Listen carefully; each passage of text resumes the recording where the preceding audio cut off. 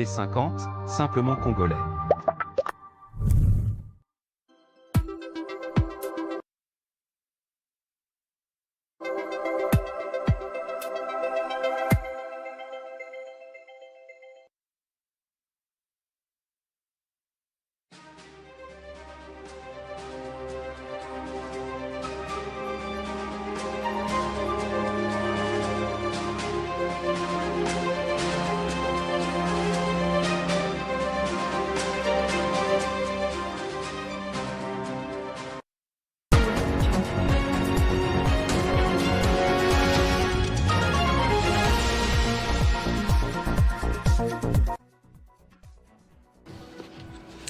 À la une de cette édition du journal, les localités de Kazinga dans le territoire de Massissi et Mukole à Walikale sont repassées sous contrôle des FARDC depuis lundi après une offensive menée avec l'appui des Wazalendo contre les forces rwandaises. Au Sénat, la pétition pour la déchéance de Modeste Bahati Lukwebo a déjà recueilli plus de 37 signatures, dépassant le seuil requis d'environ 22 sénateurs, soit 1/5 de la Chambre. Selon Dani Kabongo, l'initiative suit son cours de mobilisation, une communication officielle étant attendue prochainement. Et au Niger, après l'attaque de l'aéroport international de Niamey, revendiquée par l'État islamique, l'armée a repoussé une nouvelle tentative visant la base des drones de l'aéroport de Toua dans le sud-ouest du pays.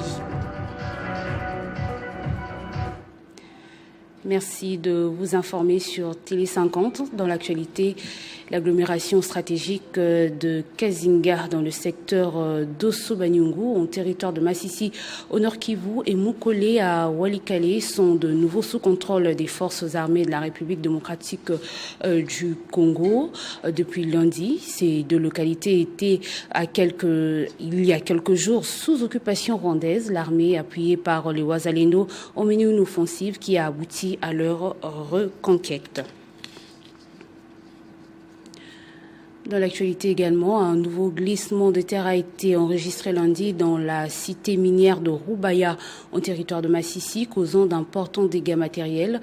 Selon plusieurs sources, plusieurs maisons ont été emportées par la masse de terre, tandis que des biens abandonnés dans les habitations ont également été détruits suite aux pluies abondantes qui s'abattent ces derniers jours sur cette zone minière. Et les taux se resserrent autour de Bahati Lukwebo. La pétition pour sa déchéance a déjà atteint plus de 37 signatures, dépassant le seuil requis et qui continue de gagner du terrain. Les sénateurs du groupe AFDCA se désolidarisent du deuxième vice-président du Sénat après justement ce propos contre la révision de la Constitution.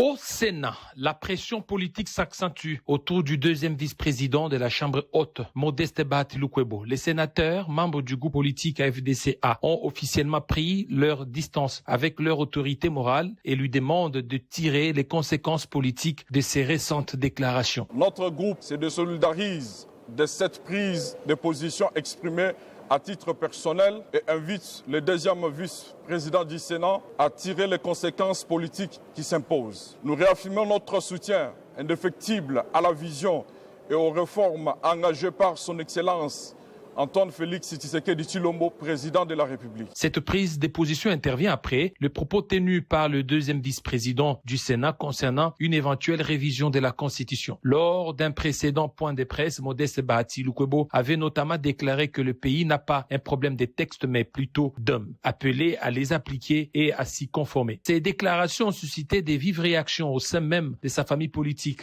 Plusieurs sénateurs de l'Alliance des forces démocratiques du Congo et alliés ont ainsi choisi de se désolidariser de leur leader, estimant que la situation exige désormais une clarification politique. Parallèlement, la pétition visant sa déchéance en tant que membre du bureau du Sénat continue de prendre de l'ampleur. Selon ses initiateurs, le seuil réglementaire des 22 signatures a déjà été dépassé. Au total, 28 sénateurs se mobilisent pour recueillir le plus grand nombre de signatures possibles afin de soutenir soutenir cette démarche parlementaire. Cette initiative pourrait ouvrir la voie à un débat au sein de la Chambre haute, dirigée par Jean-Michel Samalou Condé, sur l'avenir de Modeste Bahati Lukwebo au sein du bureau.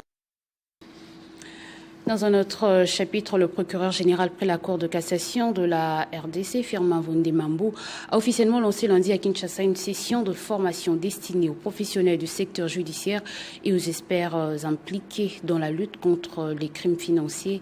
Les détails avec Eric Ntamboa.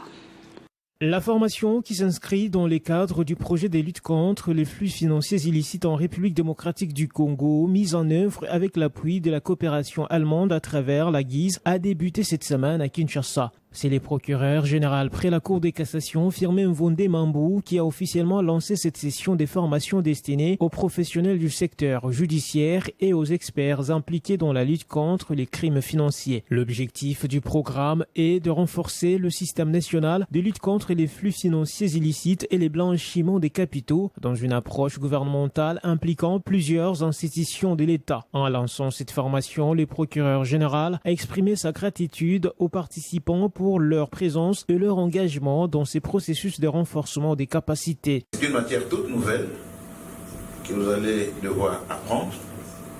Je vous invite déjà à beaucoup d'attention.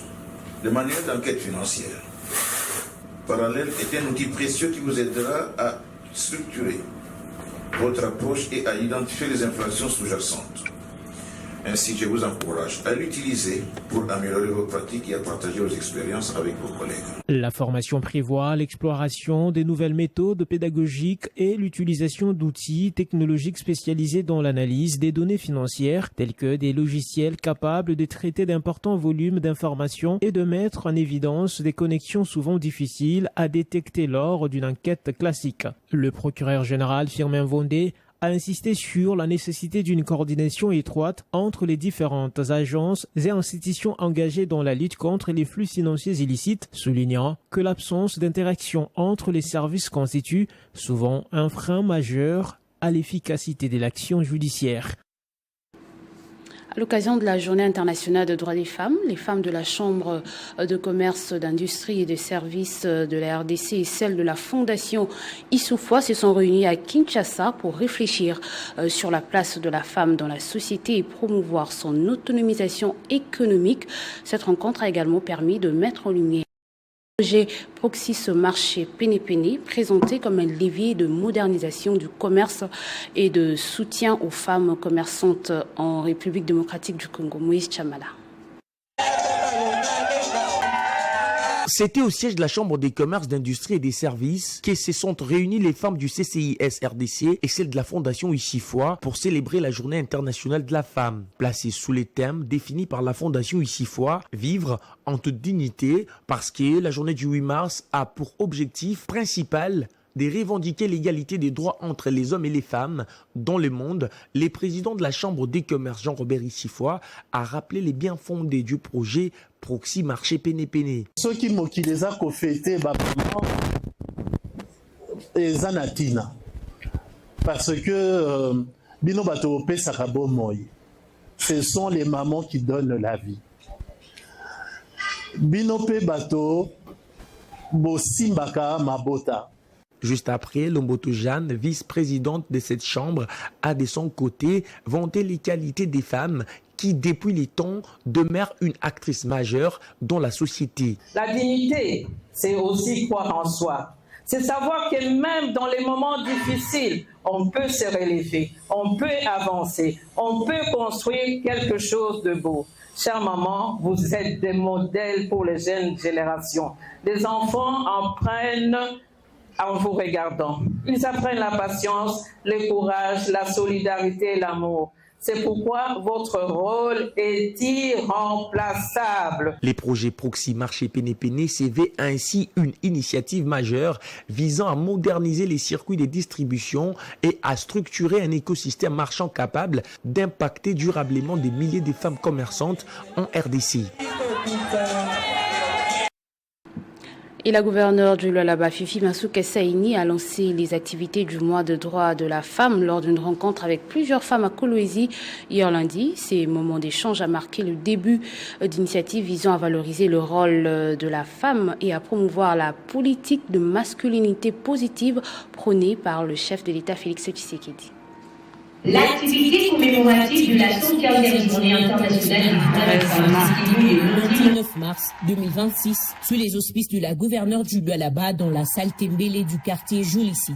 Placée sous les thèmes national, droit garanti, autonomisation durable pour toutes les femmes en RDC, en République démocratique du Congo, la cérémonie a été l'occasion de rappeler l'importance de promouvoir et de protéger les droits de la femme congolaise, tout en appelant à la solidarité envers les femmes de l'Est du pays victimes de la guerre. Après des exposés sur différentes thématiques,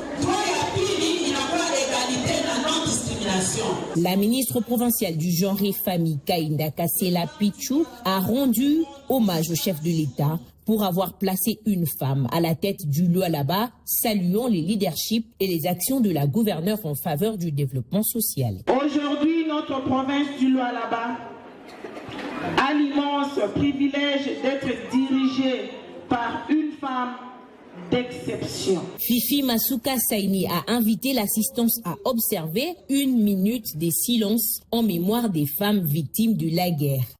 Elle a également appelé les femmes à rester unies et déterminées face aux défis, soulignant que la promotion des droits de la femme constitue un pilier essentiel pour bâtir une société plus juste et prospère. L'autonomisation de la femme est très important. Droit à la femme est très important. Justice, kama useme hatutakufanisha ile justice. Mais autonomisation vile nilibaelezea ba mama tunayanzia nayo chini. Wa kukolopa tumheshimie. Tumsutenue mambo yote eko nafanya. La cérémonie a également été marquée par la déclamation d'un poème par Gloria Kumwimba, élève non-voyante de l'école Oasis au Lualaba, avant de se clôturer par les partages du pan dans une ambiance pleine d'émotions. Et on va parler de ce sondage réalisé par l'Institut Le Point entre janvier et février 2026. Il montre une nette amélioration de la cote de popularité de la première ministre Judith Suminwa, tandis que certains ministres voient leurs efforts reconnus. Au début de l'année, son gouvernement est confronté au défi de transformer cette popularité en résultats concrets pour les Congolais. Entre discipline budgétaire, réforme sociale et projets économiques, il affirme sa volonté de passer de promesses à l'action sur le terrain. Et la prière de clôture du mois de Ramadan 2026 risque de diviser les musulmans du Congo si le ministère de la Justice ne garde pas un œil attentif sur la communauté musulmane. La Comuco monte au créneau pour fustiger l'ingérence de l'association des églises Sibé, accusée de vouloir torpiller l'ordre de l'unité de la communauté musulmane. Suivez cette déclaration. La réunion tenue par les 3 représentants sortants autour du président de la CIME, où ils se sont partagés les tâches de la prière d'Eid el-Fitr, est nul et de nul effet du fait d'être tenu sans nous, et surtout de placer devant la scène les 3 représentants sortants, désavoués totalement par l'ensemble de nos fidèles qui ne veulent plus les voir diriger aucune prière en commun. Appelons les ministres de la Justice à prendre ses responsabilités pour écouter la voix de la masse musulmane afin de préparer la paix et la sécurité au sein de la Comico. Personne ne veut plus revivre les événements malheureux survenus en 2021 au stade des martyrs de Kinshasa suite à une mauvaise appréciation de l'État congolais sur l'ampleur de la crise de la Comico. appelons de tous nos vœux l'État congolais à contraindre ces 3 représentants sortants à se désengager définitivement des affaires de la Comico pour permettre à celle-ci d'organiser une assemblée générale inclusive et apaisée. Appelons les ministres de la Justice à ne pas tenir compte des listes provenant de ces 3 représentants sortants comme délégués à l'Assemblée générale du fait de leur mauvaise foi à ramener la paix au sein de notre communauté. Convenons de célébrer la prière d'un Eid el-Fitr à l'esplanade du Palais du Peuple qui sera dirigé par un imam consensuel de notre choix. Et si l'autorité compétente y trouve inconvénient, nous allons prier dans nos mosquées respectives. Et pour terminer, on va se rendre au Niger où l'armée a repoussé une attaque visant une base militaire des drones située à l'aéroport de Taoua dans le sud-ouest du pays. Des détonations ont été entendues lors de l'attaque. Cet incident intervient quelques semaines après l'attaque contre l'aéroport international de Niamey revendiquée par le groupe État islamique. On va prendre le rappel des titres.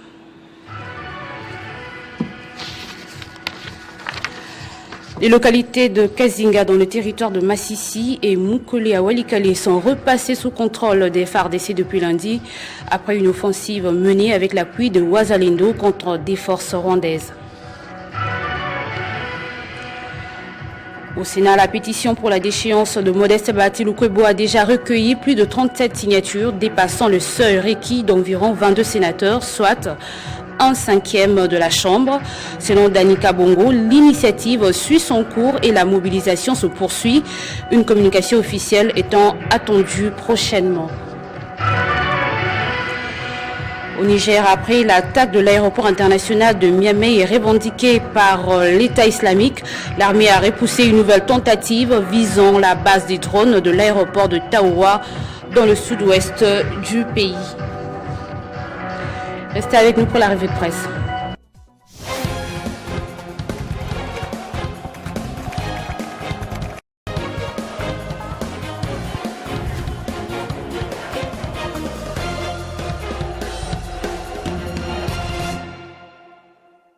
Et c'est avec Damaris Kayimbi qui est déjà avec moi sur ce plateau. Bonjour et bienvenue. Bonjour Joëlie Selona et salutations respectueuses à toutes nos téléspectatrices d'ici et d'ailleurs.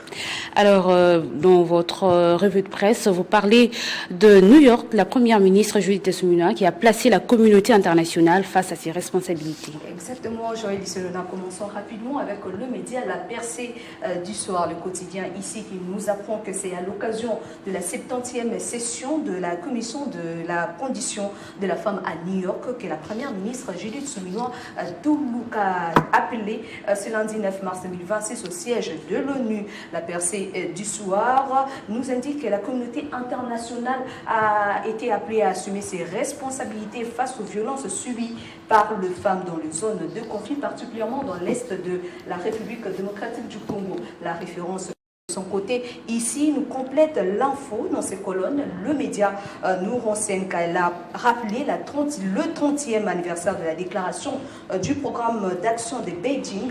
La chef du gouvernement congolais a qualifié cette commémoration de moment de vérité. Madame Judith Suminwa a dénoncé l'écart entre le texte et la réalité vécue par de millions de femmes confrontées aux agressions sexuelles, aux déplacements massifs et à une crise humanitaire aiguë à l'est de la République démocratique du Congo. Et pour finir, la prospérité aussi de son côté a traité l'info. Il titre à sa une New York, Judith Suminwa place la communauté internationale devant ses responsabilités. Tel est le titre d'ailleurs que vous avez évoqué en m'annonçant. Saisissant l'occasion, elle a aussi épinglé plusieurs réalisations de la RDC en matière de défense des droits et de promotion de la femme en droite ligne du leadership incarné par le président de la République Félix Antoine Tshisekedi Chilombo, reconnu par ses pairs en Afrique comme champion de la masculinité positive. Sur cette même lancée, elle a renseigné que son pays s'est également engagé à renforcer l'autonomisation économique des femmes en soutenant l'entrepreneuriat et en facilitant leur accès aux opportunités économiques, notamment dans le cadre du programme de développement local des 145 territoires. Joël Disselou. Alors, Damaris Kayimbi, la guerre au Moyen-Orient, que disent justement les médias internationaux?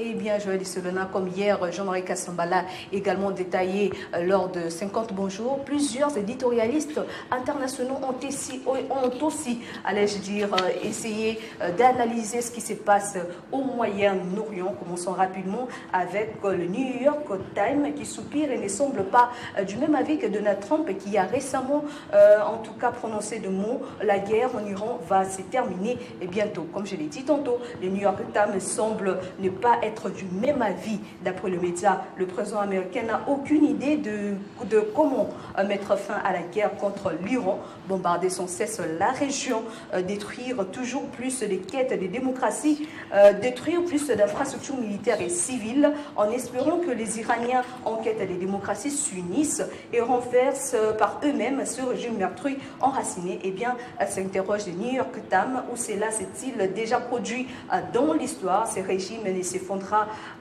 que par le sommet, affirme le quotidien américain, un processus qui ne débutera qu'après les cessez-le-feu d'après le New York Times. De l'autre côté, nous avons El País de Madrid qui de son côté s'interroge également, alors que les régimes totalitaires iraniens se préparent à résister et que l'économie mondiale tremble devant un conflit qui, quelle que soit sa durée, pèse déjà sur le pouvoir d'achat des citoyens.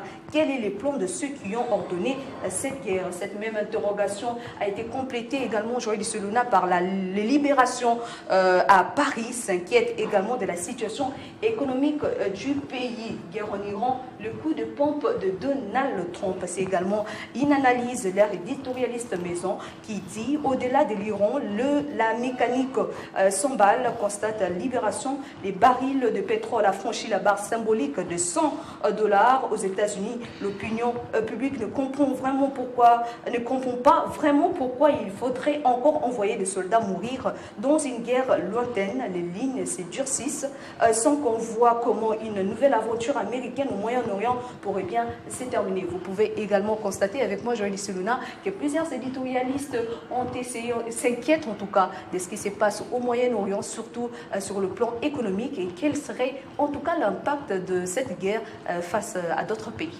Une affaire à suivre, Damaris. En tout cas, une affaire à suivre, Joël Disseluna. Merci Damaris pour toutes ces informations. C'est à moi de vous remercier. Et cette session d'information est complètement terminée. Merci de nous avoir suivis au Nord Kivu, dans le Massissi, grâce à Télé 50.